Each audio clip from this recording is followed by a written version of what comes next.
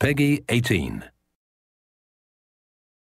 Hi everybody, this is Noah Hughes, Creative Director on Tomb Raider, and we're here at Crystal Dynamics. We're going to take a look at a segment of the game that's going to showcase some of our combat and high action sequences. So we can see Lara walking down these steps. She can overhear conversations from the enemies. You can see as she becomes aware of the enemy presence, she'll take cover behind anything that looks like cover.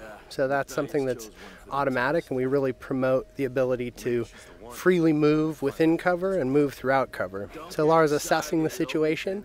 She can overhear bits of story and understand more about what's going on the island. But most importantly, she can sort of use brains as she approaches this situation. She'll take out one guy. We can see that the enemies are reacting, so they're creating cover for themselves, reacting to her situation. Another guy's trying to flush her out of cover with the Molotovs. This is just an example where we really try to make the AI adapt to the situation, but also promote movement from the player so that they're not just stuck behind cover and playing sort of pop and shoot cover games. We really promote that movement. So we can see Lara approaching here. She's got her a new gear element, the rope arrow. She's able to create her own zip line. And with the shotgun and the zip line, she's now back to an area she had been before, but able to access spaces that she had never been able to get to. Are you there? I'm here, Sam. Are you okay? What do they want with me, Lara? A fire ritual? This is so fucked up. Listen, I'm coming to get you. I'm going to get you out of there. Please, please help me, Lara. I promise. I promise, Sam. Hey, she just... Oh no! Sam! No! Sam! Help me, Stay please! away from her, you bastard! Stay away!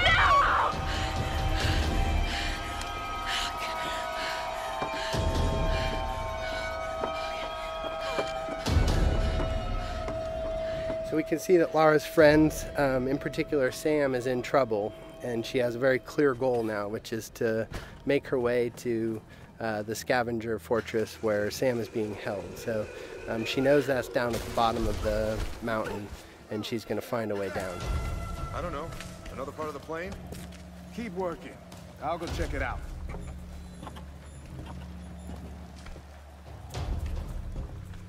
Again, often the best strategy is to sort of assess the situation before you jump in with guns blazing.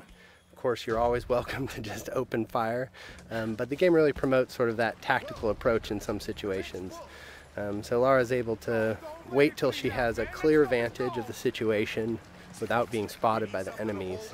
She sees an opportunity in the fire, and she's able to open combat by really decimating the enemies with the environmental opportunities and then finishing off any stragglers. Now, last time we showed this space, we took the left route, and this is just an example of a forked path where you can see them coming up the path that we would have come down naturally. But because Lara's observant and she's taken advantage of her traversal in the environment, she can get the drop on these guys in a way that you may not if you weren't necessarily utilizing traversal to progress and keeping your eyes open for those opportunities. So again, Lara using the barrels as part of the environment to sort of create chaos within the enemy AI and take advantage of that chaos. So again, Lara just not necessarily being all about the biggest firepower, but really trying to use a tactical approach to combat.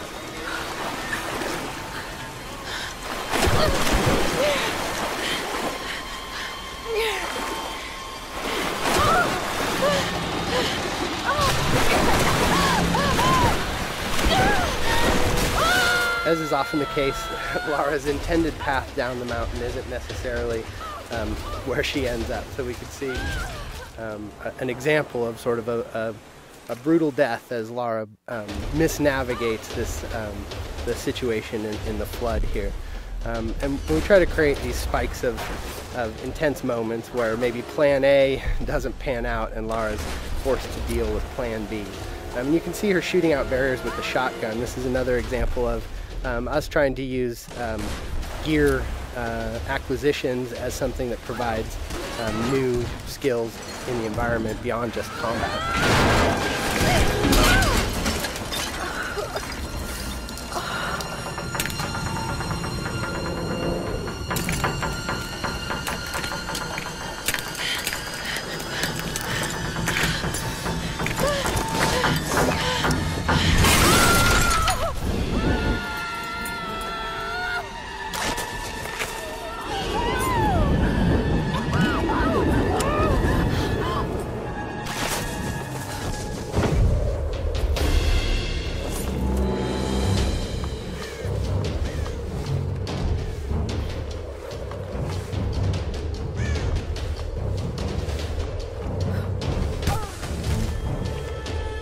see that Lara's been able to adapt to this turn of events and managed to find her way down the mountain, but is a little bit worse for wear, having gone through a pretty traumatic descent.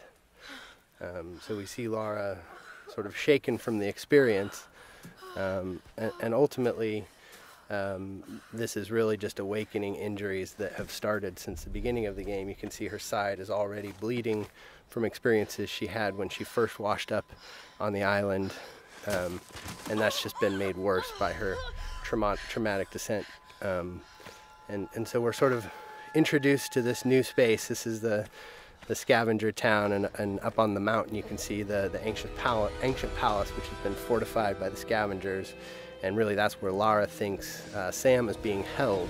And so her goal, Sam and the others, so her goal is to really make her way into that palace. But you can see that she really is sort of feeling the effects of the fall, and as she stumbles her way into this new space, we realize that Lara is indeed worse for wear and has limited traversal capabilities. So you can't necessarily climb from roof to roof like you might if you were in the best of health. So Lara is really forced to sort of in a position of vulnerability to sneak her way towards the medical chopper that she saw, and hopefully find some supplies that are going to help her deal with her current situation. Oh man, I don't know what you're talking about. Please. You are lying. I know you escaped with them. Please. I don't. I need to loosen your tongue. Tell me! So we can take a moment to overhear some of the story. That's always optional, but we try to infuse a lot of the environments with some of the backstory, and that's actually foreshadowing something that will come up a little bit later in the story. So we make our way through this grotesque tunnel, again trying to get to this medical chopper in hopes of dealing with our injuries, but really trying to take a cautious approach and stay away from these nasty scavengers.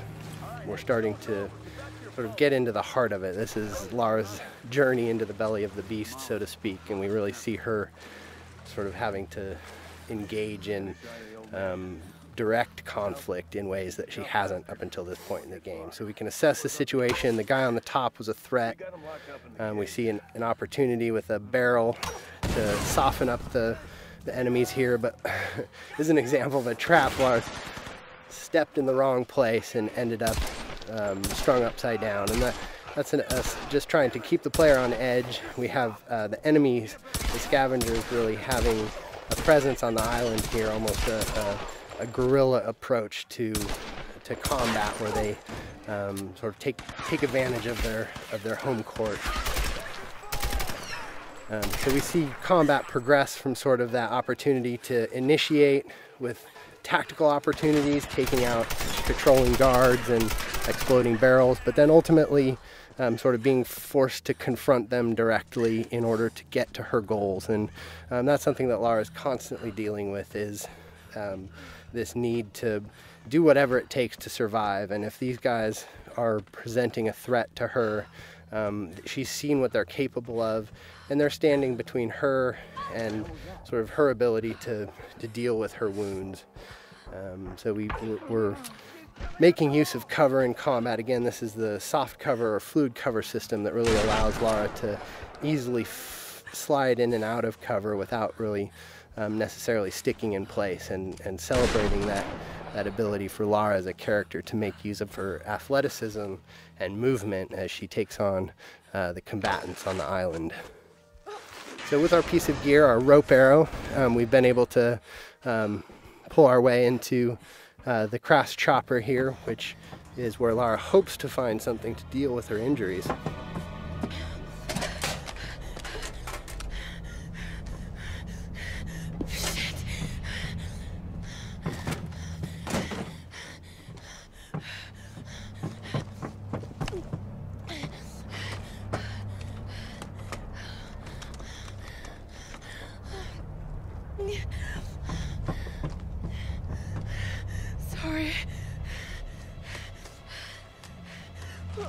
All right, thanks everybody for joining us today. Stay tuned. We'll have some more things to show you down the road, but I hope you enjoyed our traversal down the mountain into Scavenger Hub today, and some more glimpses into our combat systems.